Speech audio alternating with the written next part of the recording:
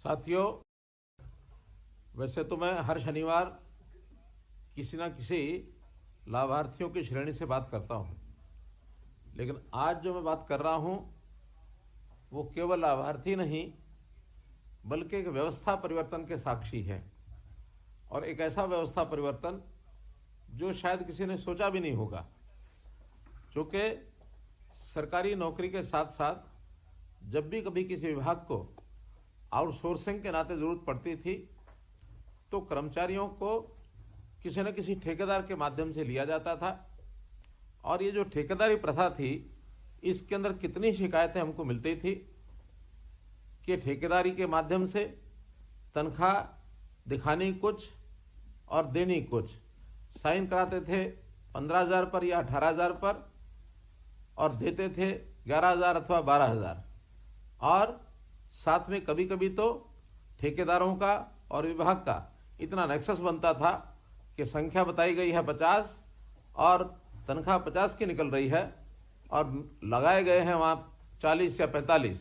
तो इस प्रकार के दोहरे नुकसान, सरकार का भी नुकसान और जो व्यक्ति लगते थे उनका भी नुकसान। और कभी कभी तो नाम किसी का दिखाया जाता था और काम करने के लिए किसी और को भेज देते थे। रामचंद्र का नाम बताया, श्याम प्रसाद ने काम किया और मोहन प्रसाद को पैसे मिल गए। और ये झगड़े लगातार बने रहते थे। आखिर ये सारी चीज जब ध्यान में आई तो हमने उसमें इस प्रकार का कार्यक्रम चलाया जिसमें सभी को सुविधा हुई, सरकार को भी लाभ हुआ और काम करने वाला व्यक्ति वो भी निश्चिंत होकर के काम करने लगा। हमने शुरू किया हरियाणा कौशल रोजगार निगम। और इस कौशल रोजगार निगम के माध्यम से एक प्रकार से ठेकेदारी प्रथा उसकी समाप्ति हुई, जो कि बहुत से ऐसे कर्मचारी संगठन जो थे पहले से मांग करते थे कि ठेकेदारी प्रथा को समाप्त किया जाए। इसमें जो लोग पहले से लगे हुए थे उनको भी उस ठेकेदारी प्रथा के माध्यम से उनके जो सब लाभ वो उनको मिलते नहीं थे। न उनको ईपीएफ मिलता था, न ईएसआई का लाभ होता था और न ही लेबर वेलफेयर फंड के माध्यम से उनके परिवारों की चिंता की जाती थी। जब हमने ऐसे पुराने सब लोगों को भी हरियाणा कौशल रोजगार निगम अर्थात HKRN में उनको पोर्ट कर लिया है और नए भी लोगों की जो आवश्यकता डिपार्टमेंट्स की थी उसकी पूर्ति भी HKRN के माध्यम से ये की जा रही है। अगर मैं संख्या के बारे में बताऊं तो आज 1,08,000 लोग ऐसे हैं जो पहले से काम कर रहे लोग वो HKRN पोर्टल पर पोर्ट हुए हैं और 17,785 ऐसे नए लोगों को भी इसमें रोजगार दिया है। तो इस प्रकार से एक पारदर्शी तरीके से इस काम को किया गया है। अब जो नए लगते हैं उनको कोई किसी की सिफारिश से, न किसी नेता की सिफारिश से, बल्कि एक मेरिट के आधार पर उनकी परिवार की आय कितनी है, व्यक्ति की योग्यता कितनी है और व्यक्ति रहता कहाँ है। क्योंकि कम आय होने के नाते से योजना बनाई गई कि जहां व्यक्ति की आवश्यकता है काम करने की उसी ब्लॉक या उसके आसपास का व्यक्ति ही नौकरी मिले, ताकि इतनी कम आय में अगर वो 100 किलोमीटर 150 किलोमीटर दूर जाता है तो उसके आने जाने की कठिनाई या वहां रहने की कठिनाई, इसको भी हमने ध्यान किया है।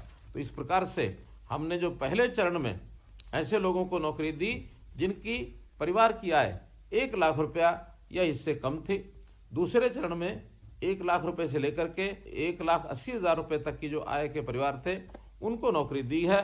तो ऐसे जो सब एक योग्य प्रकार से इस काम को हमने आगे बढ़ाया है और न केवल नौकरी दी बल्कि इसके बाद हमने जो सरकारी कर्मचारियों को सुविधाएं मिलती हैं उनमें भी बहुत सुविधाएं दी हैं। 10 आकस्मिक अवकाश, ऐसे ही 10 मेडिकल अवकाश और महिला कर्मचारियों के लिए मातृत्व अवकाश, इसकी भी सुविधा हमने दी है।